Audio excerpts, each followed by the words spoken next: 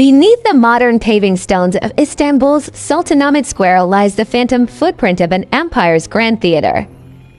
This was the Hippodrome of Constantinople, a colossal monument where the cheers of 80,000 spectators could make or break emperors.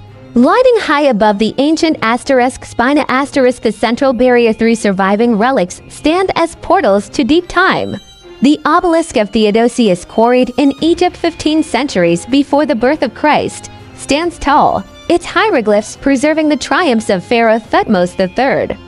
Nearby, the bronze coils of the Serpent Column, transported from the sanctuary of Delphi, whisper of the ancient Greek victory over Persia. Beside them looms the walled obelisk, once clad in shimmering gilded bronze, now a weathered monolith stripped bare by the Fourth Crusade. In the Ottoman era, this arena of blood and chariot races was reborn as at Meydanı, the Square of Horses. It became a stage for royal festivals, equestrian games, and the fierce uprisings of the Janissaries that shook the empire to its core. From the air, the curved end of the track, this Findoni, still shapes the streets below, a physical echo of Roman engineering.